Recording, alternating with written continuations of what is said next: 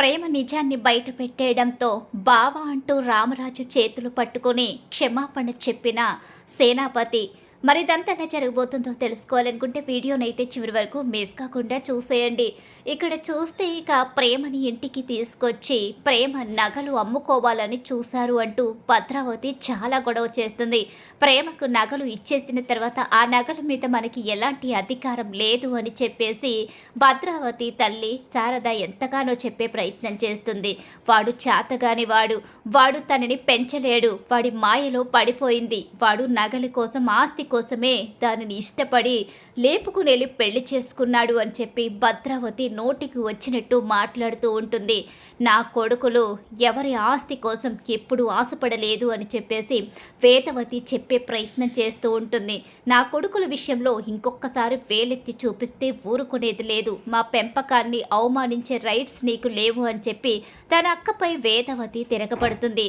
ఎన్ని రకాలుగా చెప్పడానికి ప్రయత్నించినా, ఎన్ని విధాలుగా ఇక వేదవతి మాట్లాడినా సరే వాడు ప్రేమని లేపుకుని వెళ్ళి పెళ్లి చేసుకోవడానికి కారణం మాత్రం ఆస్తి కోసం కాకపోతే ఎందుకు వాడు ఈ పెళ్లి చేసుకున్నాడు, తండ్రి బాటలోనే కొడుకు కూడా నడిచాడు అని చెప్పేసి అంటూ ఉండగానే, అసలు నీకేం తెలుసని మాట్లాడుతున్నావు అత్తా, నువ్వు ధీరజ్ గురించి ఏం తెలుసని మాట్లాడుతున్నావు, ధీరజ్ ఏ పరిస్థితిలో నన్ను పెళ్లి చేసుకున్నాడో అసలు మీకు తెలుసా అని చెప్పి అడుగుతూ ఉండగానే, ప్రేమ ఎందుకు ఇప్పుడు మాట్లాడుతున్నావు, ఇప్పుడేం మాట్లాడుకు, పద లోపలికి వెళ్ళిపోదామని చెప్పి అంటూ ఉండగానే, ధీరజ్ ఇప్పుడు కనుక నేను మాట్లాడకపోతే ఇంకెప్పటికీ మాట్లాడలేను, నువ్వు నన్ను ఏ విధంగా ఏ పరిస్థితిలో పెళ్లి చేసుకున్నావో వీళ్ళు తెలుసుకునే తీరాలి అని చెప్పేసి అంటూ ఉంటుంది ప్రేమ. అయితే ఏం మాట్లాడుతున్నావు అమ్మా, ఏ పరిస్థితిలో పెళ్లి చేసుకోవడం ఏంటి, వాడు నిన్ను ప్రేమించే పెళ్లి చేసుకున్నాడు కదా అని చెప్పేసి అంటూ ఉంటాడు అక్కడ రామరాజు. అయితే అవును, వాడు ప్రేమించే పెళ్లి చేసుకున్నాడు, వీళ్ళ ఆస్తి కోసం పెళ్లి చేసుకోలేదు, వాడు ఏ రోజు ఆస్తి గురించి ఆశపడలేదు, ఇక చాలు ప్రేమ వెళ్ళిపోదాం పద లోపలికి అని చెప్పేసి వేదవతి చెప్తూ ఉంటుంది. లేదత్తా, నువ్వు బావ మా కోసం ఏం చేశారో ఈరోజు అత్తకి నాన్నకి తెలియాల్సిందే.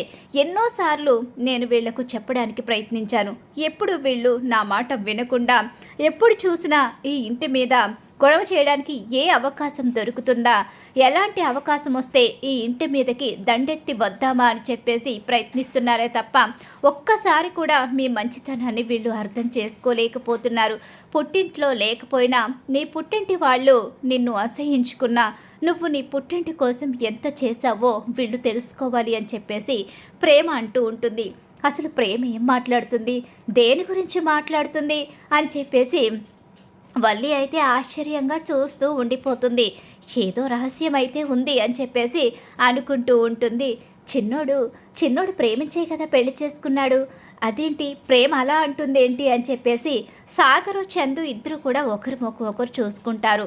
రామరాజుకు కూడా ఏమీ అర్థం కాదు. అక్కడ తెలిసిన నర్మద, అలాగే ఇక ప్రేమ, ధీరజ్, వేదవతి ఈ నలుగురు మాత్రమే ఇప్పుడు ప్రేమ నిజం చెప్పబోతుంటే నర్మద వద్దని ఆపే ప్రయత్నం చేస్తుంది. వేదవతి కూడా వద్దనే చెప్తూ ఉంటుంది. లేదు, ఇప్పుడు నేను నిజం చెప్పే తీరుతాను.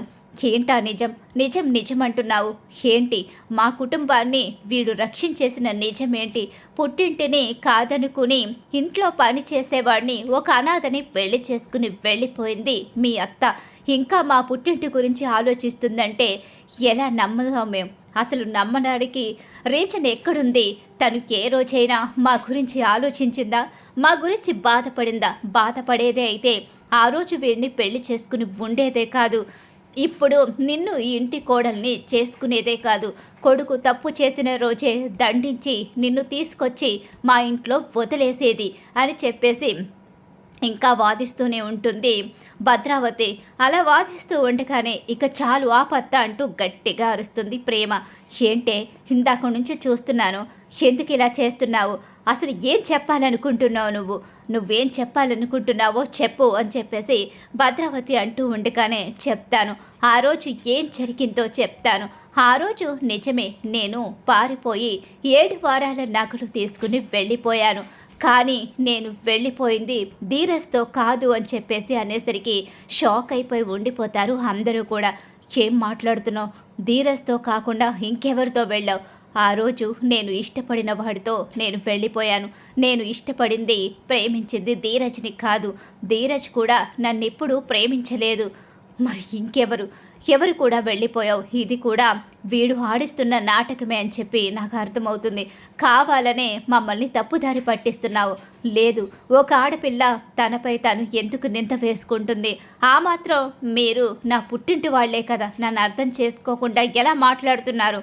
నేను ఆ రోజు వెళ్ళిపోయింది ఇంకొక అతన్ని నమ్మి. వాడు నన్ను తీసుకుని వెళ్ళి నా దగ్గర ఉన్న నగలన్నీ తీసుకుని వాడు నన్ను అమ్మేయాలని చూశాడు. దిక్కులేని పరిస్థితిలో నన్ను పోలీసులు అరెస్టు చేయడానికి వచ్చే సమయంలో ఆ ఊరికి పూజ చేయించుకోవడానికి వచ్చిన అత్తకి ఈ విషయం తెలిసి ధీరజ్ని నా గదిలోకి పంపించింది. వాడు ఇక నన్ను అక్కడి నుంచి కాపాడి తీసుకొచ్చాడు. అలా తీసుకొచ్చిన తర్వాత అత్తే దగ్గరుండి నాకు ధీరజ్కి పెళ్లి చేసింది. ఆ రోజు ధీరజ్ గాడికి నేనంటే ఇష్టం లేదు, నాకు వాడంటే ఇష్టం లేదు. కానీ మేమిద్దరం తప్పనిసరి పరిస్థితిలో తల వంచాము. నాకన్నా ఇదైకంగా అసలు చెప్పాలి అంటే తల్లి మాటని కాదనలేక శత్రువులా చూసే నా మెడలో ఇష్టం లేకుండానే తాళి కట్టాడు ధీరజ్. అక్కడ రూమ్లో పోలీసులకు నా భర్తని అని చెప్పి కనుక తీసుకుని రాకపోయి ఉంటే పోలీసులు నన్ను అరెస్టు చేసి నన్ను చెడిపోయిన దానిగా మీడియా ముందు నిలబెట్టేవారు.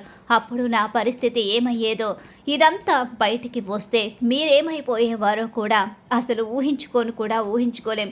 మన కుటుంబమే ఆత్మహత్య చేసుకునే పరిస్థితికి వచ్చేది. ఆ పరిస్థితి నుంచి తన పుట్టింటిని కాపాడుకోవాలని తన కొడుకుని బ్రతిమిలాడి మరీ నా మెడలో తాళి కట్టించింది.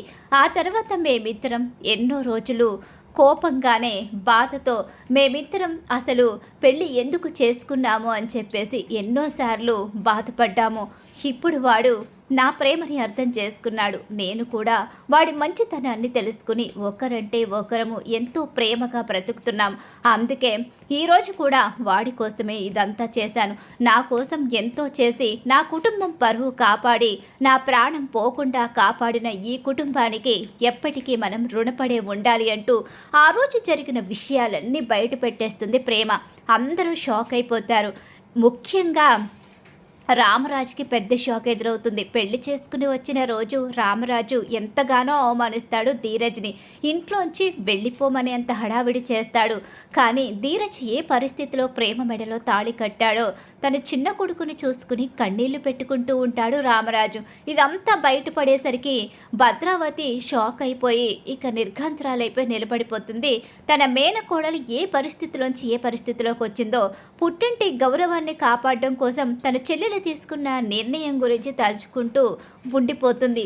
ఈలోగానే ఇక సేనాపతి అయితే తన కూతురు విషయంలో ధీరజ్ చేసిన పని తెలుసుకుని కళ్ళు తెరుచుకుని, ఇప్పుడు నా కూతురు నా కుటుంబం పరువు ప్రాణాలతో ఉంది అంటే దీనంతటికీ కారణం వీడిని ఇలా పెంచిన ఈ తండ్రి ఎంతో గొప్పవాడు. ఇంతకాలం రామరాజుని అసహించుకుని పరువు తీయాలనే చూశాను. కానీ ఇంత గొప్ప కుటుంబాన్ని ఎందుకు నేను ఇంతగా బాధ పెట్టాను అని చెప్పేసి నన్ను క్షమించు బావా అంటూ రామరాజు దగ్గరికి వచ్చి చేతులు పట్టుకుని మొదటిసారి బావా అని పిలుస్తూ తనని క్షమాపణ అడుగుతాడు సేనాపతి. అలా సేనాపతి ఎప్పుడైతే వచ్చి రామరాజు చేతులు పట్టుకుని బావా అంటూ పిలుస్తూ క్షమాపణ అడుగుతాడో భద్రావతి షాక్ అయిపోతుంది. నా కూతురు విషయంలో ఇంత చేసినా, ఇన్నిసార్లు గొడవ పెట్టినా సరే ఎప్పుడు ఈ విషయాన్ని బయట పెట్టలేదు.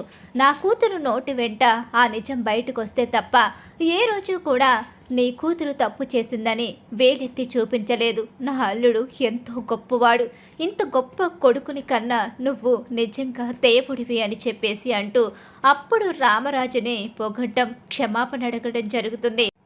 రామరాజు ముందు తలదించుతుంది భద్రావతి. అయితే అలా ఇక సేనాపతి భద్రావతిలో మార్పు రాబోతుంది ప్రేమ నిజాన్ని బయట పెట్టేయడంతో. అలా ఊహించని షాక్ అయితే ఎదురవ్వబోతుంది. కథలో పెద్ద మలుపే తిరగబోతుంది. నిజమైతే భద్రావతి కుటుంబం తెలుసుకోబోతుంది. మరి ఖచ్చితంగా రాబోయే కథలో ఇలా అయితే జరగబోతుంది. ఇలానే జరగాలని మీరు కోరుకుంటున్నారా? అయితే వీడియోని తప్పకుండా లైక్ చేసేయండి. మీరిచ్చే ఒక్క లైక్ సపోర్ట్ అండ్ ఎంకరేజ్మెంట్గా ఉంటుంది.